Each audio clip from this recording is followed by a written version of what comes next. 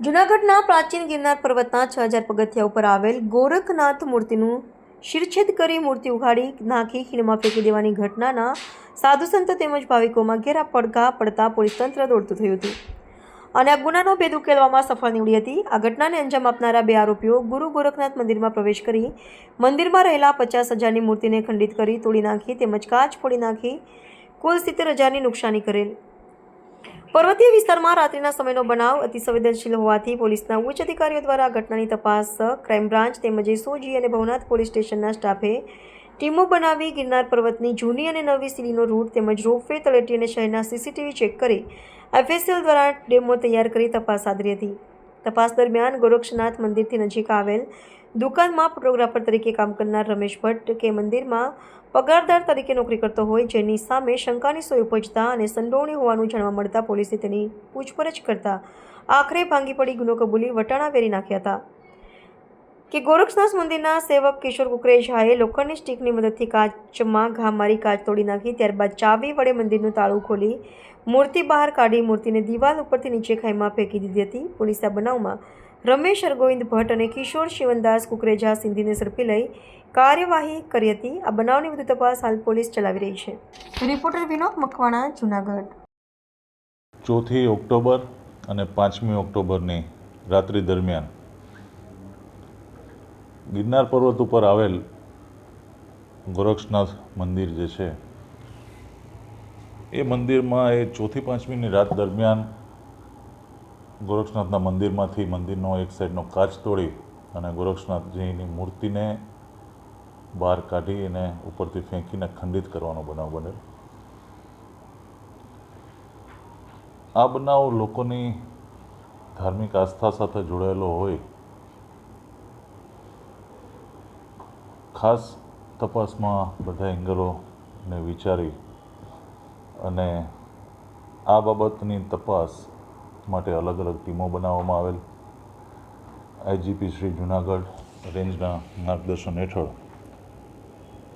જિલ્લાના city DYSP, in-charge rural DYSP, LCB, SOG, Bhavnath police station અને જિલ્લાની અલગ અલગ પોલીસ સ્ટેશનની વિવિધ ટીમ બનાવવામાં આવેલ અને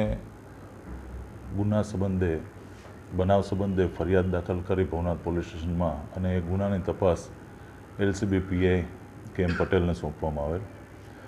તમામ ટીમો બનાવની ગંભીરતાને લઈ અને દરેક એંગલથી તપાસ કરી રહી હતી. જે ગિરનારનો રૂટ છે, રોપવે, શહેર, આ બધા અલગ અલગ થઈને 156 જેટલા કેમેરા અલગ અલગ લોકેશન પર આવેલા છે એ ચેક કરવામાં આવ્યા. આ બનાવના સમય દરમિયાન કયા કયા લોકો એ આજુબાજુમાં મૂવમેન્ટ છે, પર્વત ઉપર કોણ જાય છે, ગિરનાર પર્વત ઉપર એ સમય દરમિયાન ત્યાંથી નીચે ઉતરે છે, સીસીટીવીના માધ્યમથી ચેક કરવામાં આવ્યું. આ સીસીટીવી તપાસવા માટે 10 જેટલી ટીમો અને નેત્રમની ટીમને પણ કામે લગાડવામાં આવી હતી. ગિરનાર તળેટી અને ઉપર પર્વતના અલગ અલગ ટાવર ડમ્પ અને લોકેશનોના આધારે 500થી વધુ મોબાઈલની સીડીઆર કાઢવામાં આવી. રોપવેમાં એ સમય દરમિયાન જે ગયેલા છે એ સમયની આજુબાજુના સમય દરમિયાન જે કોઈ લોકોએ રોપવે મારફત ઉપર ગયેલા છે તો એવા અલગ અલગ ગ્રુપો લગભગ 70થી 80 જેટલા અલગ અલગ ગ્રુપોને આઈડેન્ટિફાઈ કરી એમને પણ પૂછપરછ કરવામાં આવી. જે ગિરનાર ઉપર લગભગ રોજ અથવા એકાંતરે દિવસે જતા હોય એવા ડોળીવાળા મજૂરો છે, નીચે દુકાનવાળા, અન્ય મજૂરો, માલ સામાન ઊંચકનારા જે ઉપર જતા હોય છે એવા 200થી વધુ વ્યક્તિઓની પૂછપરછ કરી. ગિરનાર તળેટીમાં આવેલ હોટલો, ધર્મશાળા, આમાં એ સમય દરમિયાન રોકાયેલા વ્યક્તિઓની પણ જે તપાસ કરવામાં આવી અને આ બનાવનો ભેદ ઉકેલવા માટે તમામ ટીમોએ રાત દિવસ એક કરી અને સતત મહેનત ચાલુ હતી.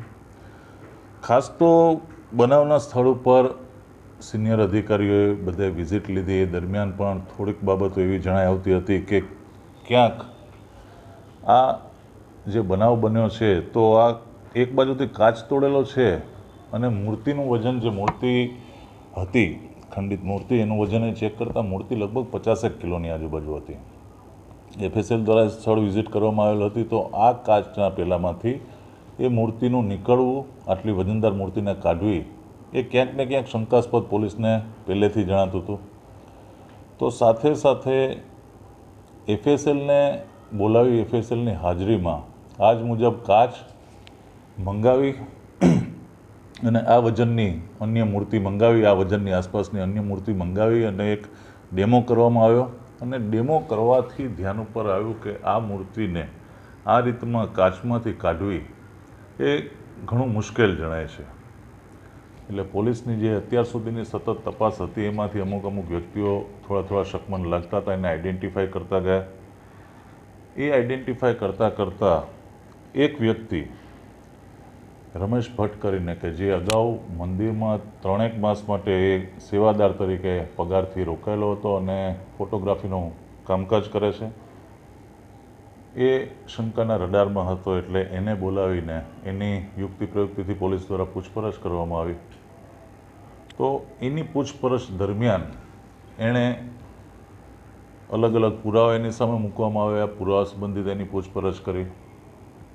એટલે અંતે એણે જે આખો બનાવ બન્યો હતો એ બનાવની કબૂલાત આપી કે તારીખ 4 ઓક્ટોબરે સાંજે જે ગોરક્ષનાથ મંદિરમાં અન્ય એક પગારદાર રહે છે કિશોર કુકરેજા, એ કિશોર કુકરેજા ત્યાં પગારદાર તરીકે મંદિરની સાફ સફાઈ કરવી, ત્યાં બાજુમાં જ જે બીજો રૂમ છે ત્યાં રસોઈ બનાવીને જમવું અને આરતીનો ટાઈમ થાય આ તે, અને એ મંદિર પછી બંધ કરીને બાજુના રૂમમાં સૂઈ જતો. તો કિશોર કુકરેજાએ 4 તારીખની રાત્રે લગભગ આરતીને પત્યા પછી અને જે છે ભટ્ટને એમને કહ્યું કે આપણે એક કાંડ કરવાનું છે, અને ત્યારે કોઈ ચર્ચા ન કરી. પણ એ પછી લગભગ 7, 7:30ની આજુબાજુ એ સમય પછી એ જે મુખ્ય મંદિર છે મંદિરમાંથી એક લોખંડની સ્ટીક જેવું લઈને આવ્યો અને એ જે ગોરક્ષનાથજીનું મંદિર છે મંદિરના જે સાઈડના ગ્લાસ ઉપર એણે સ્ટીક પછાડી 2-3 વખત સ્ટીક એને ત્યાં મારી અને એનાથી એ વખતે મંદિરનો કાચ તૂટી ગયો. રમેશ ભટ્ટના કહેવા મુજબ એ પોતે પણ ત્યાં એ મંદિરની બાજુમાં જ જે જગ્યા છે ત્યાં જ સાઈડમાં ઊભો હતો ને એણે આ વસ્તુ જોઈ.